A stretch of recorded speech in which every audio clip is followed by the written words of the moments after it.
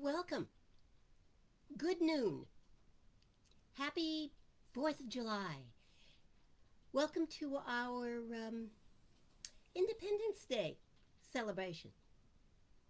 We like to think of ourselves as your Sunday spiritual spa, your, uh, your spiritual indulgence on a Sunday. And we're here to help you celebrate yourself, to help you feel better if you're feeling bad, and to help you feel even better if you're feeling fine. That's our assignment in this place. Happy Independence Day, Heidi. Glad that you're here. You know, in The Science of Mind, Ernest Holmes, the founder of religious science, wrote, "Freedom is the birthright of every living soul." And I believe that's true.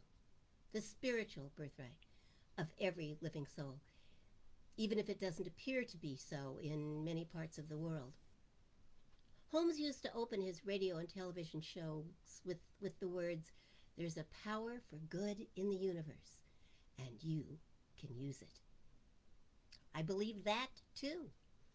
But I also believe that we can't not use it. That in fact we're using it all the time because we put it into action with our beliefs. Because in fact it is done unto you as you believe.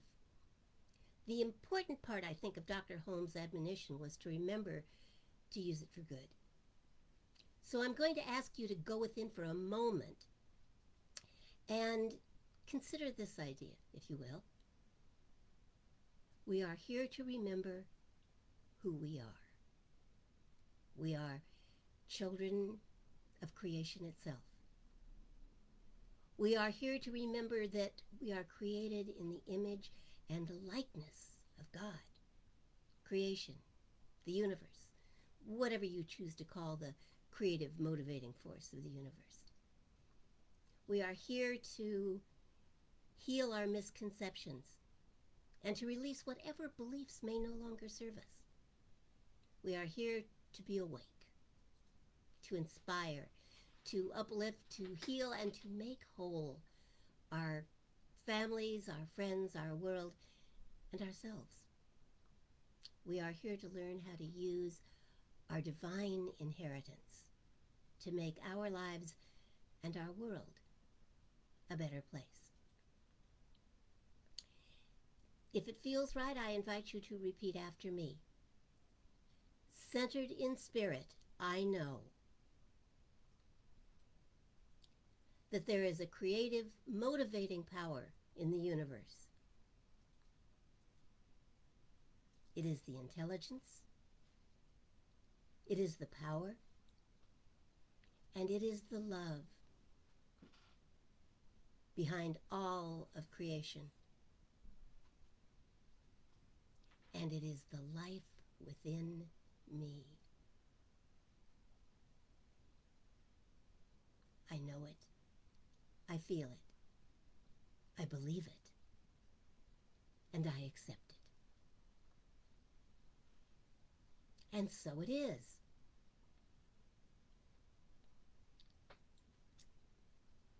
Good question, Heidi. Heidi asks, what are you independent from? Or what are you independent enough to be, do, or have? Here's a question. What does this 4th of July mean to you? Is it a true celebration of your independence? Or are you feeling in bondage to something outside yourself? Your mortgage, your job, your responsibilities? What would it take for you to feel really free? FDR once said, in the truest sense, freedom cannot be bestowed. It must be achieved. Like that. What would it take? What would you need to do or have or achieve for you to celebrate yourself and your life? Think on that. I'm checking in over here. Okay, Heidi, I can affirm that for you. Freedom from whatever is not serving you, whether it's not serving your health or your mind or your lifestyle or your dreams. Freedom from whatever independence, from whatever you feel may be holding you back. What would your life look like? And what would it take? Hmm? Things to think on. Things to think on. It's the 4th of July. Let's talk freedom, shall we? Ah, so many times. You know, here in the United States of America, we tend to believe that we have a right to be free. But I think it serves us to remember that that isn't necessarily true for everyone everywhere. Aung San Suu Kyi, the 1991 Nobel Peace Prize winner for her work for democracy in Burma, once wrote, "The only real prison is fear, and the only real freedom is freedom from fear." And she said, "Freedom is a united determination to persevere in the struggle, to make sacrifices in the name of enduring truths. To be free," she wrote, "is to be able to do what you think is right." Now, I don't disagree with her, so please don't hear that I'm disagreeing. I just kind of feel like that's not always true. That whole freedom to do. Let me tell you a little story. When I was very young, my mother had a friend who was a psychologist. And the psychologist had a daughter that was just about my age.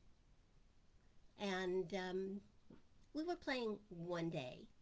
The mothers were in the living room chatting, and we were in my friend's bedroom doing God knows what, I don't remember. And all of a sudden the mothers were alerted by some yelling. Mine. The psychologist's daughter had me pinned down on the floor and was threatening me with violence and bloodshed. I really don't remember why. I'm not sure it was important even then.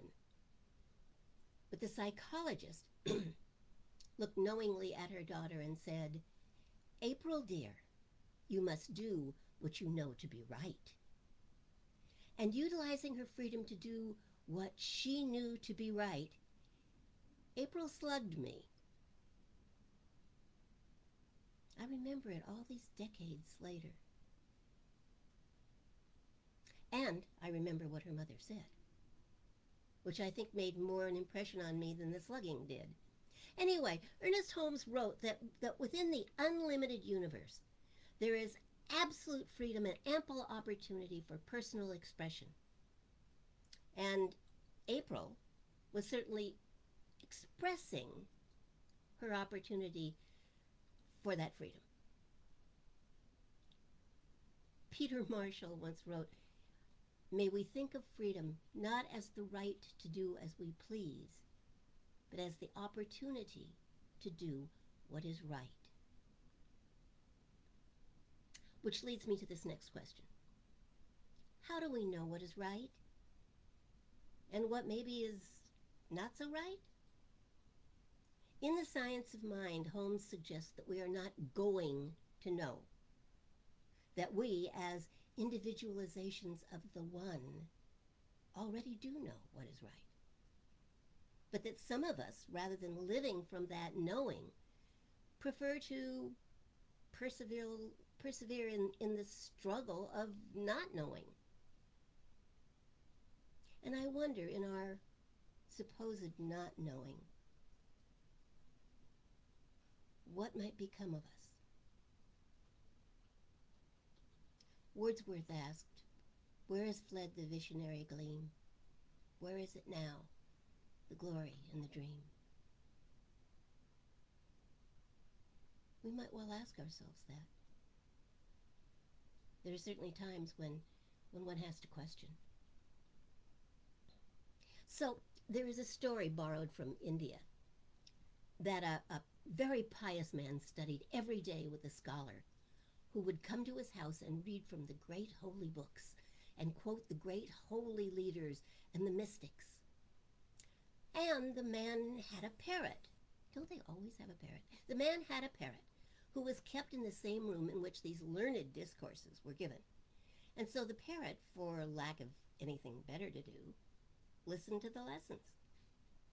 One day, after the teacher left, the parrot spoke up and asked his master, "So tell me, just what is it you hope to gain from all of these lessons?" The master shook his head at the obvious ignorance of his pet and said, "You do not understand. These talks and learnings about the lives of the great men who gave them will liberate me, free me from all bondage and limitation." "Oh," said the parrot, "but it seems to me that you've been studying for years, and I don't notice any change in you. Would you ask your teacher just what it is that is supposed to happen to you?" So the next day the parrot's owner said to his teacher, "I've been at this a long time. Isn't it true that someday I will be truly free?" The teacher paused and scratched his head and thought really, really hard. For an hour he pondered the question. Then he put on his coat and walked out the door. The parrot's owner was stunned. His guru had no answer. But the bird had found one. For that day, the bird stopped eating. It stopped talking. It became absolutely silent. The frantic owner placed fresh food in the cage every single day, but the parrot didn't touch a thing. Finally, one sad, sad day, seeing no sign of life, the master opened the cage and gently removed his lifeless pet. With a heavy and sad heart, he took it outside and placed it on the lawn while he prepared a tiny grave. In an instant, the bird was up and gone, and as it flew beyond his frantic grasp, he could hear it say, "Sometimes you have to do more than talk about it. Now this is freedom." Smart bird. Edward Howe once wrote, "We talk about the land of the free and the home of the brave, but we act as though we were frightened children, enslaved by our mortgages, our jobs, and our gold cards." To paraphrase Walter Lippmann, while the right to talk may be the beginning of freedom, the necessity of listening is what makes the right work. But then the question becomes, what is it we should listen to? Certainly not the evening news. What we hear at 6 and 11, while being positively, possibly informative, it's certainly not the truth that will make us free. Murder, insurrection, mayhem, and the squabbling of the two-party system do nothing to encourage our sense of freedom.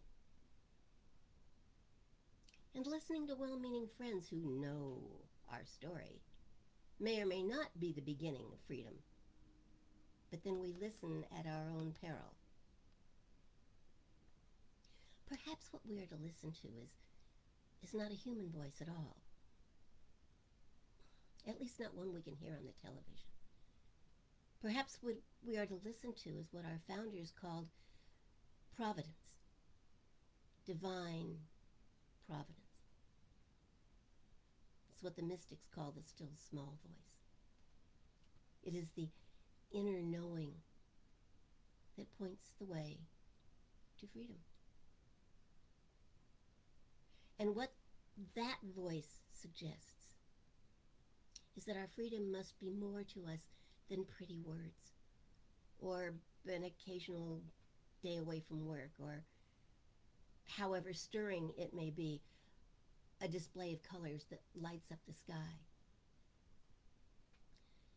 That we are reasonably free here in America is reasonably obvious. The bigger question, I think, is what are we doing with that freedom? Mary Mayers writes that what we are here for is to make the world new. And, says she, the instructions are not complicated. It's much harder to decipher the instructions for putting together a tricycle than it is to understand these. We know what we are to do, she writes. We are to seek justice, to love mercy, to walk humbly, and to treat every person as though she were yourself. Our real responsibility is to live our freedom as a sacred fact.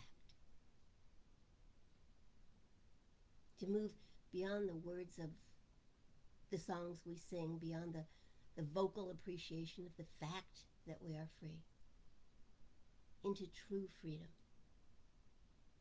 which is living our freedom, living free, with freedom from limitation in any form, for ourselves and for everyone. Freedom from dis-ease in any form, for ourselves, for everyone. And freedom from fear, everywhere, for ourselves and for everyone. Freedom for all of us, I think, begins with our individual commitment to living our lives according to the instructions, and ultimately finds its fullest expression in a world at peace. So let's take a moment and look at those instructions. Seek justice. Seek justice. The scales on which liberty rests are those of justice. And no one is free until everyone is free. Prejudice, to prejudge, tilts the scales against anyone who is in any way different from us. If we permit prejudice, sooner or later it is inevitable that we shall be judged for our differences. Jewish theologian Abraham Heschel wrote, "It is dangerous to take freedom for granted, to regard it as a prerogative rather than an obligation. It is the beginning of wisdom to be amazed at the fact of our being free.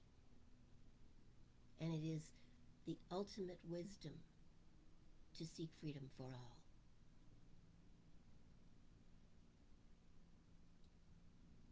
He certainly makes it sound right. So step number 2, love mercy. Ernest Holmes writes, "Every evidence of human experience, all acts of kindness and mercy, have interpreted themselves through our self-knowing mind. The self-knowing, God-knowing mind proclaims itself in every thought, deed, or act. To act godlike, to be godlike, is truly the only proof of our divinity. And it is a choice we are free to make. Walk humbly, says the author. Let us be proud of our divinity, and yet humble before the greatness of the whole. Let us stand tall in our divinity and walk humbly in our humanity. In accepting our freedom to choose, let us choose to love one another, to be compassionate and forgiving, to live in recognition of the presence of God in all humankind, and in awe of the power inherent in our freedom.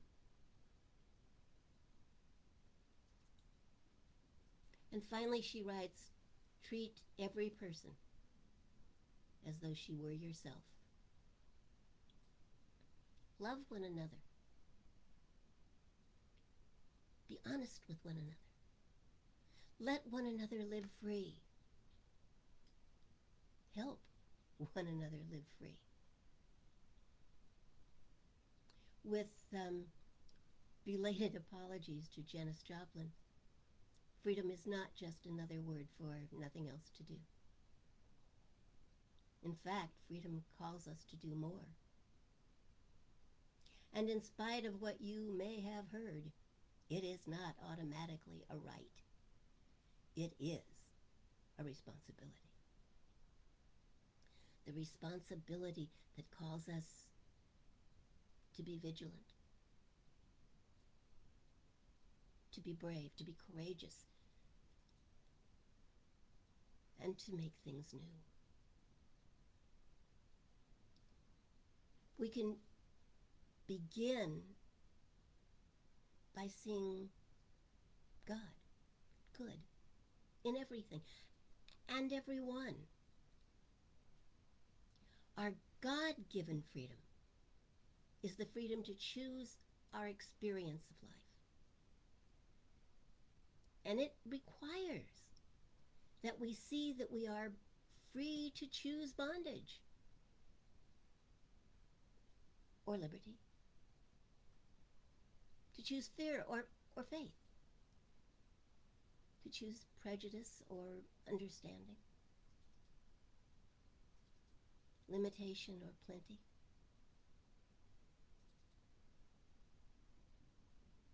But we must see too that we are free to realize that God is a very real presence in our lives, and trusting that, to choose God and unlimited freedom.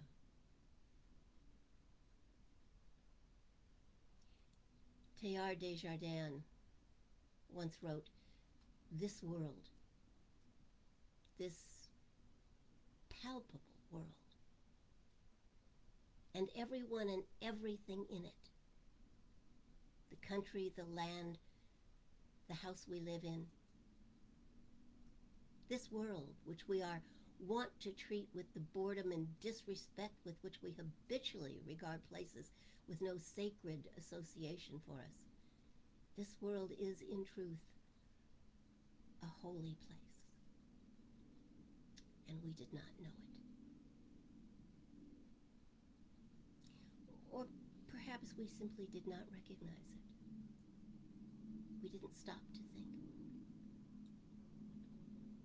So allow me to point this out.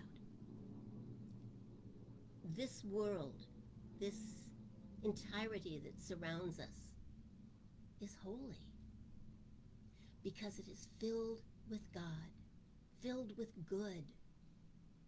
Look around you. See the wonder, see the beauty.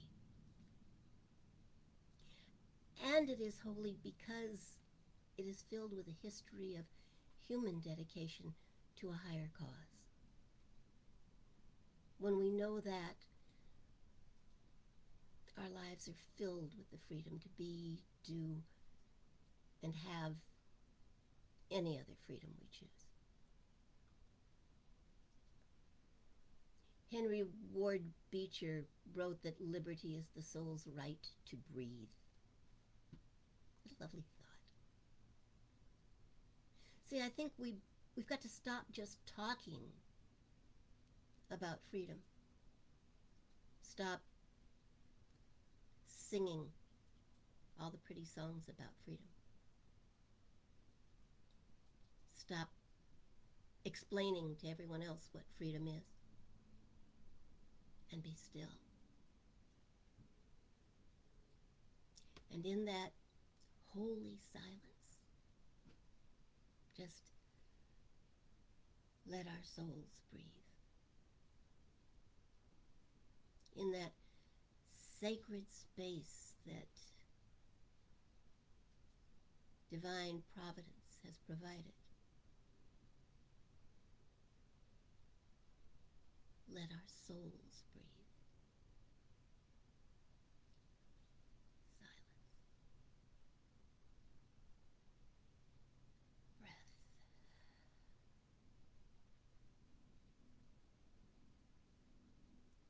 Silence.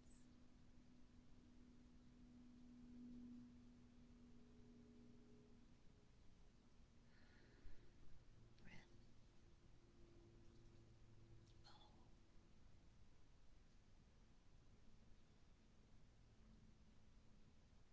Oh, freedom.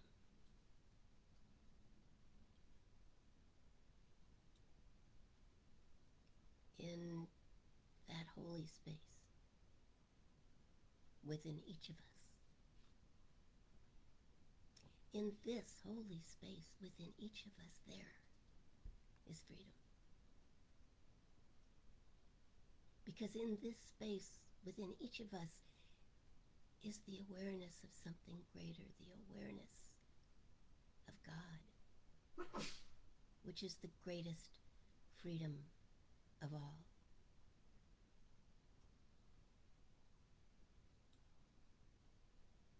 Thomas Jefferson once wrote, I know no safer depository of the ultimate powers of society but the people themselves. The Absolute seems to have had much the same thought when it created humanity in its own image and likeness. 1 Corinthians says, but we all, with open face, beholding as in a glass the glory of God, are changed into the same image from glory to glory, even as by the Spirit of the Lord. As our minds open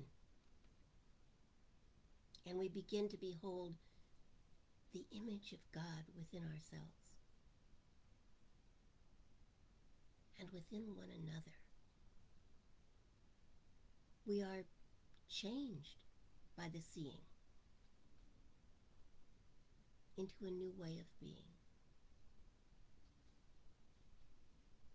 This is not just about talking about God. It is about living the life of God. Allowing Spirit to move through us. To be willing to let the ideas, the dreams, the visions we hold become glorious reality through us. We are, my friends, our world is more than it appears to be. The book of Jeremiah says, let not the wise man glory in his wisdom, nor the mighty man glory in his might. Let not the rich man glory in his riches, but let him that glories glory in this, that he knows and understands God.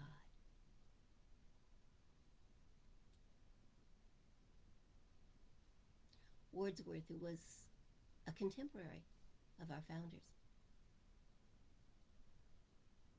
wrote Intimations of Immortality, wherein we find these words: our birth is but a sleep and a forgetting.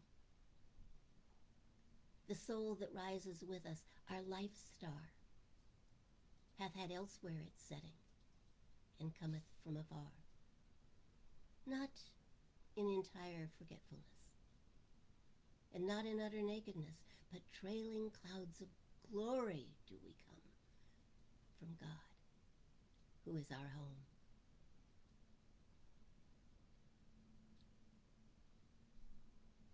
Dante wrote that the glory of the God who moves everything penetrates the universe. Imagine that, picture that.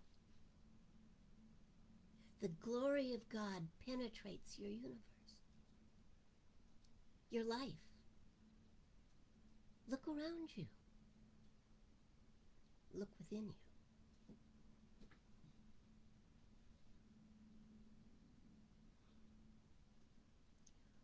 It is the 4th of July. Celebrate your freedom. Wherever you are, be aware of where you are right now at 12:32 p.m. on this 4th of July of the year 2021. And let this be the moment that you become aware that wherever you are right now on holy ground. For there is no place where God is not. And where God is, because God is always expressing as you, where you are, the ground is hollowed.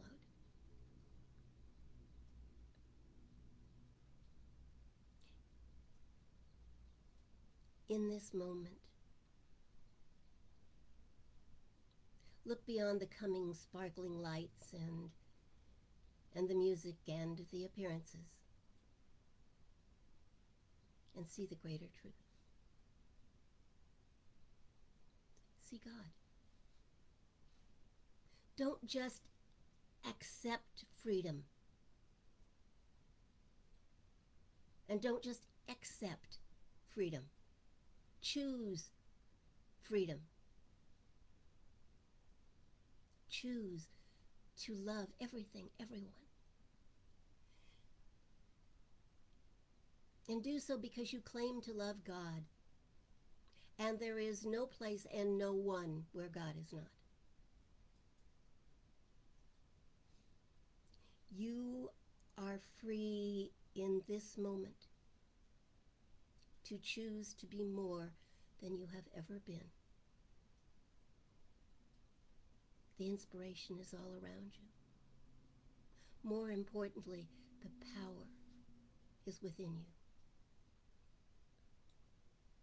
See the wonder. See the God. See the glory. Choose freedom and become the dream.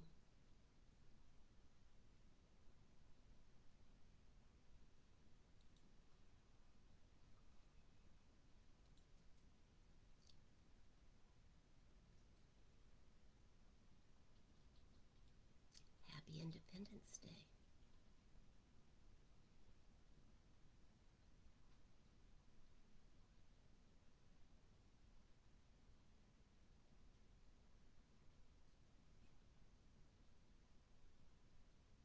I'm checking what you've been writing. Hold on.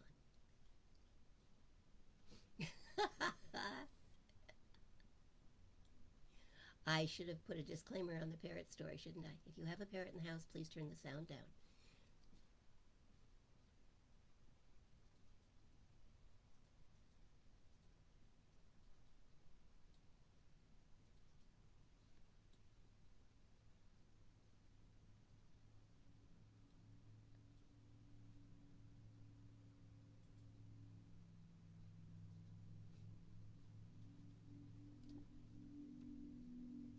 is April in jail? I don't know. I actually tried Googling her this week. Then it turns out there's a whole lot of people with her name, which I always thought was highly unusual, but apparently not. So maybe someday. I remember her mother as being a tall, slender redhead, and April as being a blonde. But it's been a long time. It's been a very long time. And she could probably still pin me down. I'm so nonviolent. Although I could probably talk her out of it now. Oh, those were the days, weren't they? Do you ever stop and wonder what is it I think I want to get back to? You know, O to B, fill in the blank again. Really? No. Been there, done that. Probably still have the t-shirt. What might we be? What might we be? If we really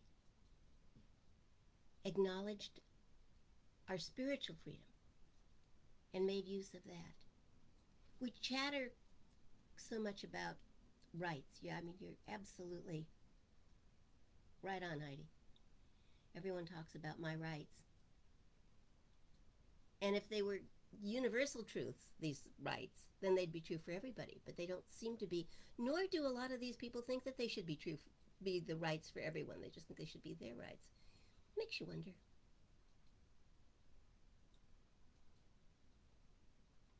Indeed, Jennifer. Freedom isn't free. It's cost a lot of lives, hasn't it?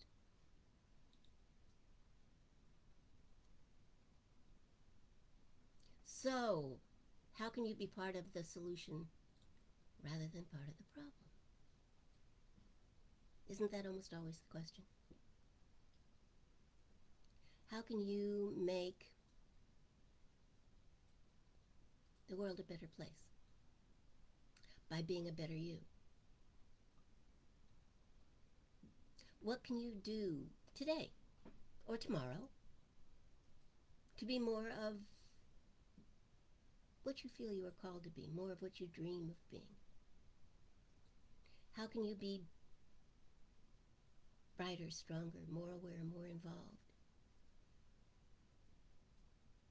What can you do to be a greater you? I mean, it seems like a legitimate question to me. Think for a minute. Because I'm willing to bet there's something you could do today, or at least by tomorrow, that would make your life better and will just consequently make the world a better place. That only requires that it not be terribly selfish. Something would make your life better that would make the world a better place. What might that be?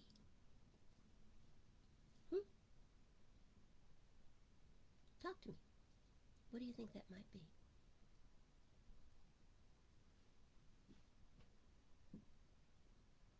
Good, Heidi. Yes, stay alert and present in your thoughts and actions. That's going to absolutely make your life a better place. And if your life is better, the world is a better place. Do you get that, people?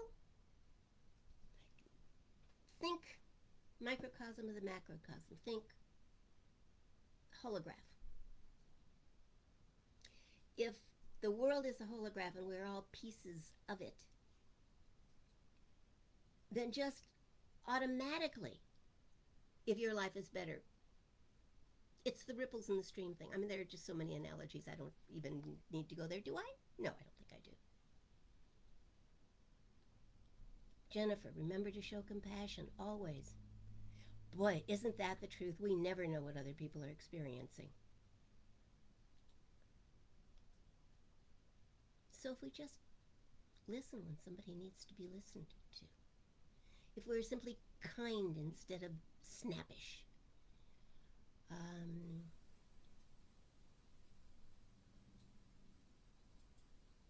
there's There's so many things we can do. You don't even need to make a great big plan about it. Just do something today that makes your life better, that makes the world a better place. That's your assignment.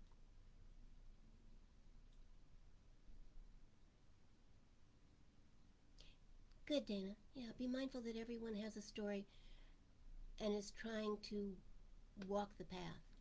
I think that's true. Now, sometimes they make bad decisions. Don't they, Ginger? You know about that. People make bad decisions. They make bad choices. But to not condemn them for that rather than try to understand and be kind. I mean, look at the words you have used: compassion, kindness, knowing, understanding.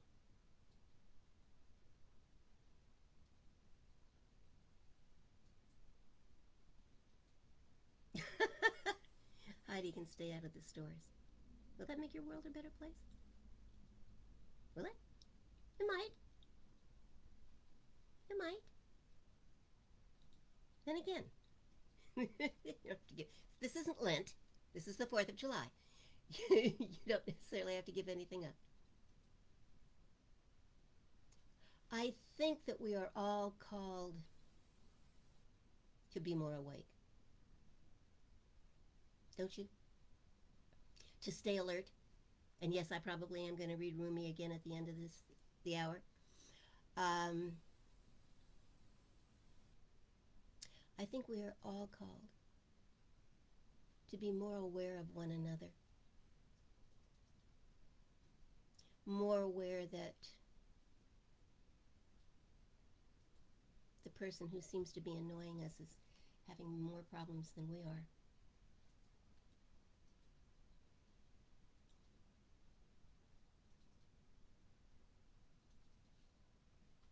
I like that, Jennifer.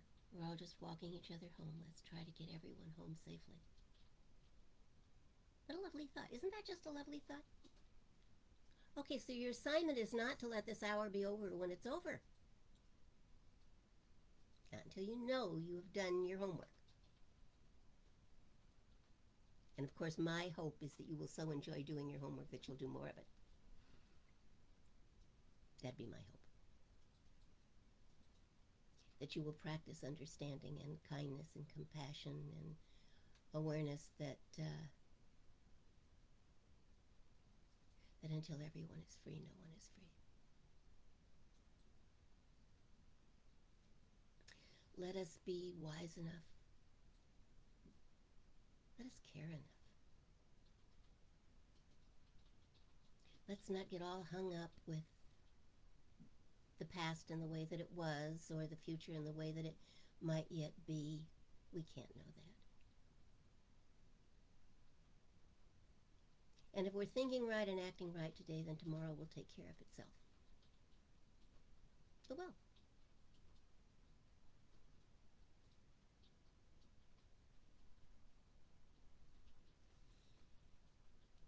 Stay awake.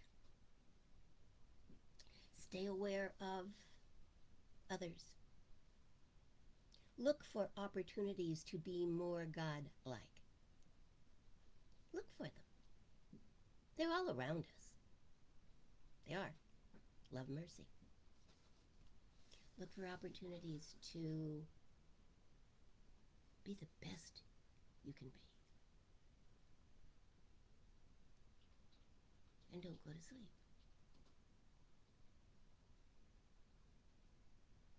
Don't go to sleep. There's part of the secret.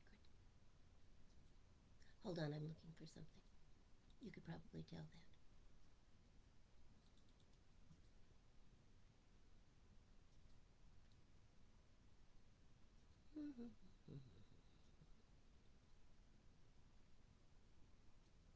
There it is.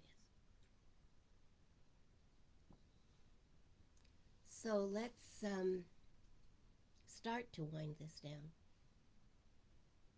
with Rumi. Just because I find this the most amazing admonition. So simply and so beautifully put. and imperative, I think. Because we all hear the words and we all know in our heart of hearts what it is we are to know, and then we doze off.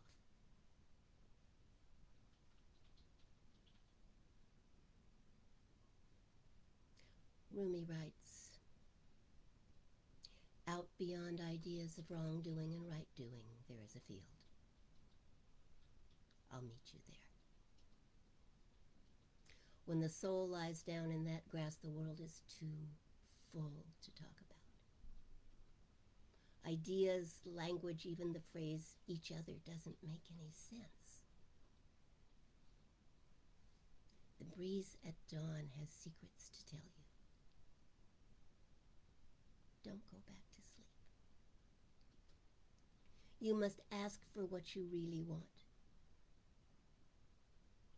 Don't go back to sleep. People are going back and forth across the door sills where the two worlds touch. The world is round and open. Don't go back to sleep.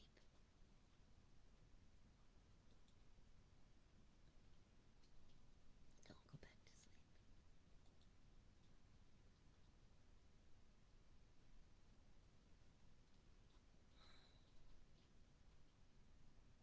Let's pray.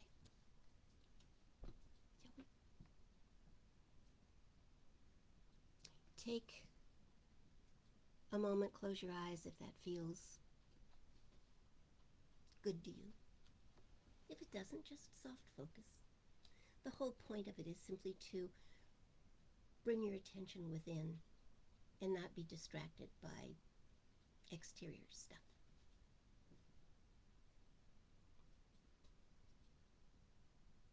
And I'd like you to know with me that there is a power for good in the universe. And when we stay awake, we can consciously use it for good.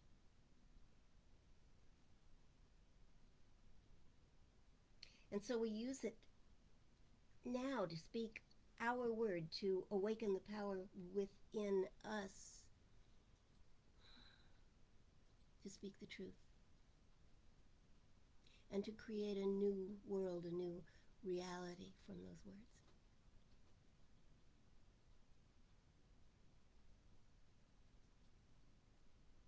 And we surround the people in Surfside, Florida with our love and our care. And still we hold out for miracles. And we surround the first responders and their animals and all of those people who are working to alleviate the pain, to find solutions. We surround them with our love and our faith and our strength.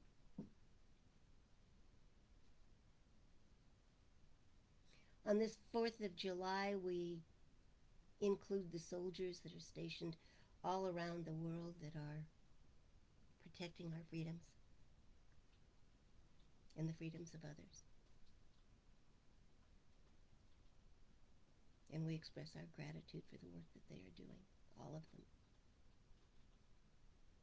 And on this 4th of July, we include our political leaders and encourage them to use their God-given freedom to choose wisely and for the highest good along spiritual and moral lines and not political lines.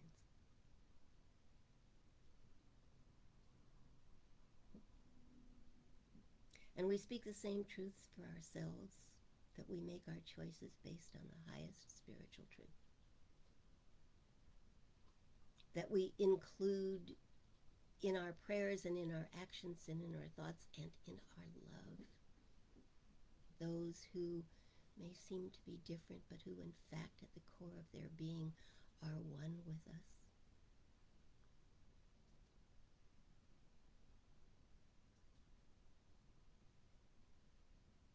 We include all of those who have asked for prayers and those who have considered asking for prayers but have been perhaps too timid to speak up. and know that their prayers are answered because within each of them is the same power that is within each of us. And it is whole, and it is perfect, and it is complete, and it is God.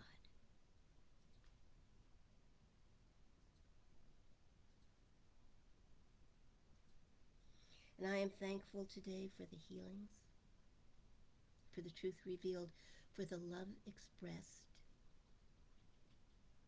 for the understanding,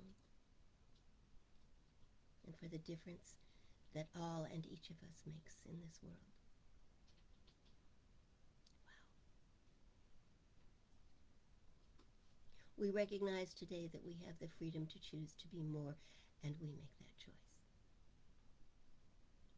And the world, our world, is a better place for that choice having been made. And in deepest gratitude, we simply acknowledge the difference and the presence of God within every choice. And thankfully let it be so. And so it is.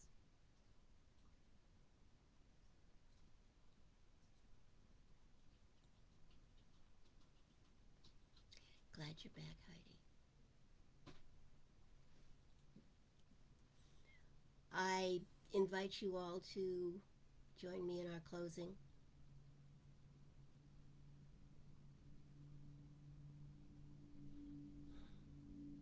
We have a closing song, I see. Oh, perfect. Perfect, perfect, perfect. As always. So please say with me our closing and then click that little link.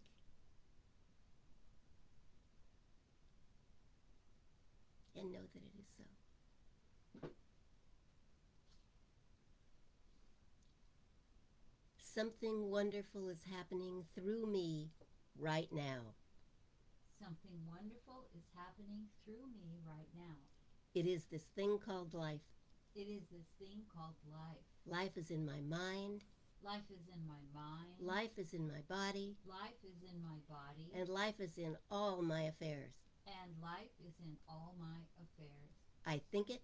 I think it. I feel it. I feel it. I believe it. I believe it. And I accept it. And I accept it. Just the way that it is. Just the way that it is. And just the way that it is not. And just the way that it is not. Thank you, life. Thank you, life. Happy Independence Day. Happy 4th of July. Happy week coming up. Happy life. I'll see you on Wednesdays at 7 and back here again on Sunday at noon.